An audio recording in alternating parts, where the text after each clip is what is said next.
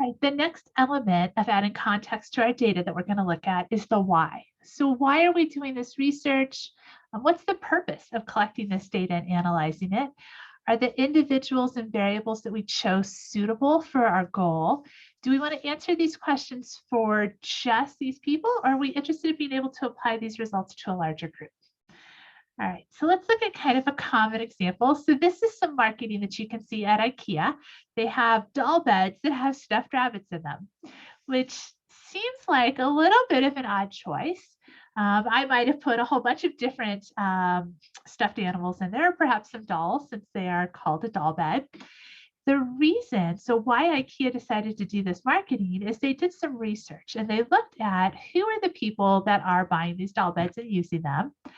And what they found is a plethora of pictures all over the internet of people with pet rabbits who buy their rabbits a doll bed from IKEA. So this is a very big trend in the rabbit community. And so then it makes some sense why IKEA decided to put the display they did in their store. Okay, let's look at another example. So this is a disclaimer out of the New England Journal of Medicine. So they published 73 studies of new drugs. Of those, a pharmaceutical company funded 60 of them.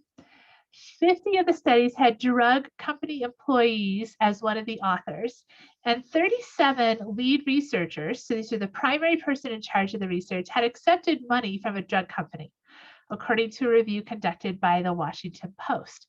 So while there are plenty of people that are capable of being unbiased, even if they did accept grant money or they're doing research for their employer, that is an issue. There's a pressure there to get the results that the people that are paying you are looking for. And so this is concerning that 60 out of 73 studies were actually done by the pharmaceutical company, and they could totally be on the up and up, but it is definitely something you would want to read very closely to make sure that there isn't anything improper that you see going on in that research. You'll also see statements like this on research. So there's several authors. So author John Smith declares that he has no conflict of interest. Another author, Paula Taylor, received grants from the drug company. Mike Schultz, he received a speaker honorarium. So in other words, he spoke at some sort of medical conference. And so drug company be paid for him to speak. And usually those are, you're speaking in favor of a medication that company sells. And then they also own stock in drug company C. So these would be some issues like, are they doing this research so they can convince people their drug is great and make lots of money? Are they doing this research because they really want to help people and the money is irrelevant? So there's a lot going on there. So you always want to look at that. You want to look at those statements of conflict of interest. And then the other issue that you want to look at is if they're trying to go after cause and effect, did they set the experiment or the research up correctly to be able to get that conclusion from there? So often with drug studies, they're looking for a cause and effect there. And so you want to look at that and make sure that they did a quality job of designing that experiment so that they really can get that answer out of there. All right, so that's the why, some of the why. There's lots of elements to that, and a lot of this we'll discuss as the course goes on. But let's look at one more element in this video of context, and that would be the when. So when was this research done? When was it published? So maybe they did the research at one point and they sat on it for a long time, so it's been several years before it was published. It isn't the type of information that could change over time. So if I told you that I read in a survey of public school teachers, the top disciplinary problems included talking out of turn, chewing bubblegum, running in the halls, dress code violations, and littering, do you think that that sounds plausible for last year or even in the last 10 years? What do you think a teacher would say was their biggest problem in class?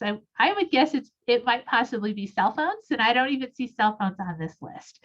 So the question is, does this seem plausible for the last year or so if this was a research you saw? And the answer is no. This is research from the early 1900s. So different era, different time, different problems that the teachers are facing. So if we just relied on this old research from 100 years ago, that's not going to maybe address some of the issues that are going on today. All right. How about 327,000 people died of the flu in the US? Okay. Do we think that was last year? Do we think that was, I don't know, 5 years ago? This is a good question. So this number is actually the number from the year that the Spanish flu, one of the years the Spanish flu was going on. So again, in the early 1900s. So that would be the death rate from the Spanish flu at 1 year. Right? So people throw these numbers around and you always want to ask what that context is. You know, is it how many people have died total over the time that COVID's been here? Is it how many people in the last year, in the last week, in the last month? So knowing what those timeframes are, when those timeframes are from, really can make a difference, okay, as to what you're looking at. All right, I have another one for you here.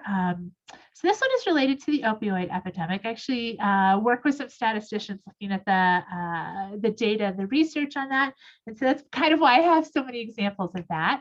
But you'll often hear people say, oh, the prescribing rate, doctors are just handing out opioids like candy, right? And that, if we look at the numbers, that was actually true for a while, right? There was, I wouldn't say they were necessarily handing them out like candy, but there was definitely an increase in how often they were being prescribed. And there was a reason for that. Some research came out of the 1990s that said that pain was being undertreated.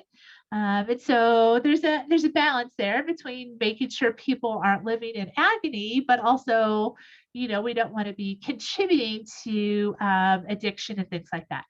So you definitely do see that there was an increase in the number of opioids that were prescribed, but that kind of topped out around 2011. That number's actually been decreasing pretty significantly. In fact, the last couple of years during COVID, it's decreased a lot to the point that we're now at the lowest prescribing rates in almost 30 years.